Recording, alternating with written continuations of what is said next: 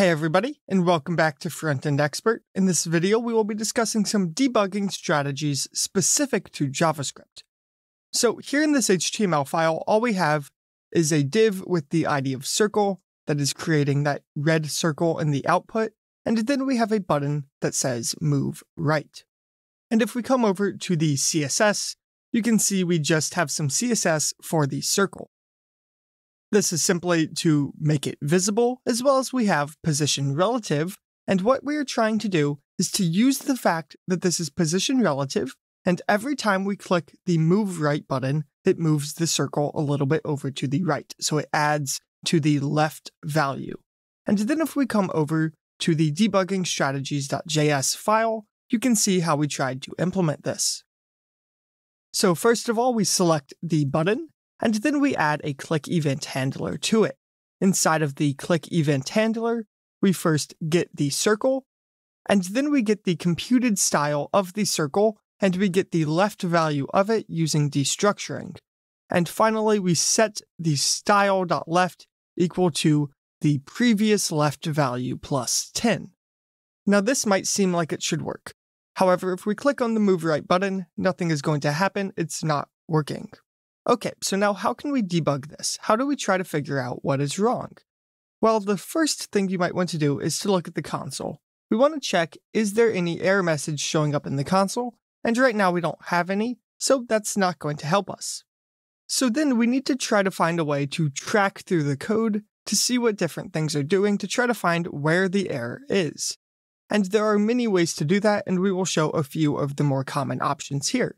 So let's start with console logging. This is probably the most simple way to debug your code, but it is actually pretty powerful. Additionally, if you're in an interview, it might be the only option you have depending on the coding environment that they're having you work in. Okay, so let's try to follow the code and find the error. So we can come over to the JS file, and let's start by logging out the button to make sure that we are selecting the correct button to add the event listener to. So we can say console.log button. We can save this, and you can see we are logging out the button. It says button move right, which is what we expect. Okay, so next we need to check, does this add event listener line work? So I'm going to delete this line here, and we can come into the move right function, and let's just check that we get here. So we can simply say console.log here, just to make sure that we are getting this far into the code. And as we expect, we don't log anything immediately, which is good. And if I click on the move right button, you can see we log out here, which is what we want. Now you can continue to do this line by line, or if you do know where the end of the function is that you are trying to debug, then what you can do is jump around that function to areas that you think might be problematic, which can be more efficient than adding logs after every single line. So let's delete this. And what I want to check is that we are correctly getting the left value. So what I'm going to do is say console.log and to log out left.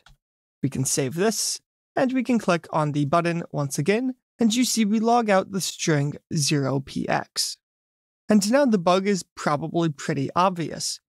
What are we doing with the left value? Well, we do left plus 10. So what is 0 pixels? So the string 0px plus 10.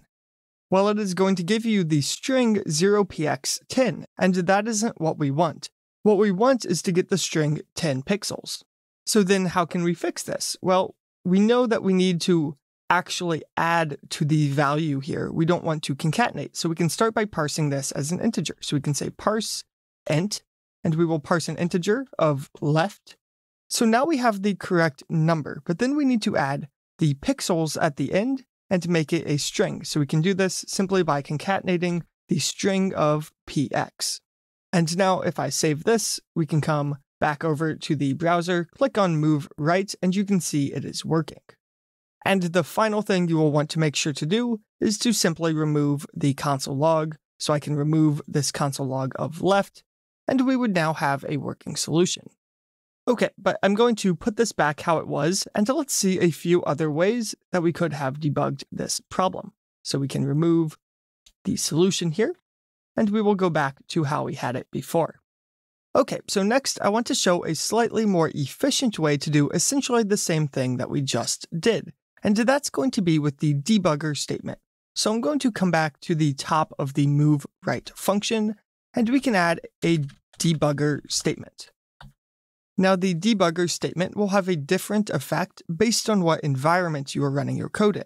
For example, in Chrome, if you have the dev tools open, it will open up a debugger. But then in some other environments, it actually won't do anything at all. It will just be ignored if there is no debugger available. But anyways, let's see how we can use this with Chrome. So I'm going to save this, and we can once again click on the Move Right button. And it opened up this Sources tab where we can see debuggingstrategies.js. And now on the right side here, you can see a lot of useful information. First of all, you can see the scope. So you can see what values all of the variables are set equal to at this point in time.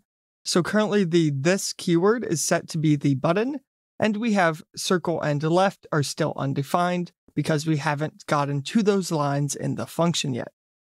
And now this debugger works just like a debugger you might have used in another language. So up here we have some options of how we can move through the code. So first of all, we have this play button, which is just going to resume execution. And then next we have the step over the next function call button, as well as we have the step into the next function call button. And then lastly, we also have the step out of the current function call, as well as we have the simple step button.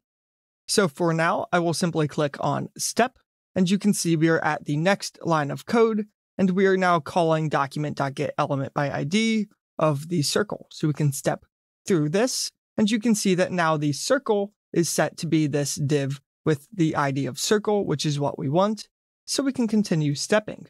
And now we have the left value is set to be the string of 0 pixels.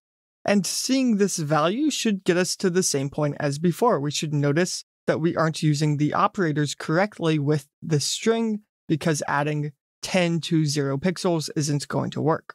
A few other useful things you can do here is you can hover over these values here. So for example, I can hover over circle.style.left, which is currently an empty string. The reason this is an empty string is because the left value has not been set on this element yet, as well as we can hover over left here, which we can see is the string of 0 pixels. So this came from computed style rather than style.left, which is just empty string still. Okay, so now what I'm going to do is I'm going to play this code out, and then I'm going to come back over to the JavaScript, and let's just remove this debugger statement. Okay, so next, what I want to show is how we can debug this if we had a more complex JavaScript file. So what if this file was thousands of lines long, and there's an argument to be made that you shouldn't have JavaScript files that long, but if you did, how could you go about debugging it? Well, you probably wouldn't know where this click event handler was, and it could take a while to find it. So what we can do instead is come over to the browser, and we can come to the Event Listener Breakpoints section on the right side of the Sources tab. And we can open this up, and we can see different types of event listeners. And we're interested in mouse events, so we can open up this, and we can click on the click event here. So essentially, this is going to add a breakpoint, which is going to pause the code just like the debugger statement did whenever we enter a click event handler. So let's come back up here, and we can click on Move Right, and you can see we are essentially where we were before. So we found the function without having to do anything in the JavaScript. And now additionally, if this function was much longer than it is here, and we knew that we just wanted to get to the end to see what all of the different values were, we can actually add a breakpoint manually. So we can click on any of these line numbers, and this will add a breakpoint. So we added a breakpoint to line 8, and we could run the code now, and it will stop at the next breakpoint. So we skipped all the way down to the next breakpoint, and we can scroll up over here, and we can see all of these different values. So a lot of times, this is what I like to do, is just add a breakpoint at the end of the function, and make sure that all of the different identifiers are set to the values that I expect them to be.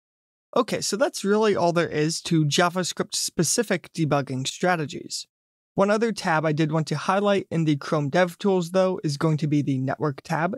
So I'm going to move over to the Network tab, and this is going to show all of the network requests that were made. So in this case, we requested the HTML file, the CSS file, and the JavaScript file. The WS is a WebSocket that I'm using for the videos to not have to refresh the page, but don't worry about that one too much. And you can see with each of these different requests what their type was, what the status code that came back was, how large they were, how long they took, as well as if we open them up, we can see even more information about them. So for example, you can see the JavaScript file when we requested it returned a status code of 200, which is okay. And then we could also maybe open up the preview and see the actual contents of the file. And while pretty much all of your debugging will happen in the console or the sources tab, I did want to quickly show the network tab, as if you are debugging a network request, such as one created by calling fetch, then you might need to use the network tab to make sure that you are making that network request when you expect, and you can check to see what values came back, what the headers were, and so on and so forth. Okay, so with that, that's going to be the end of this video on debugging strategies within JavaScript. I hope you enjoyed it, and I hope you learned something new. I'll see you in the next one.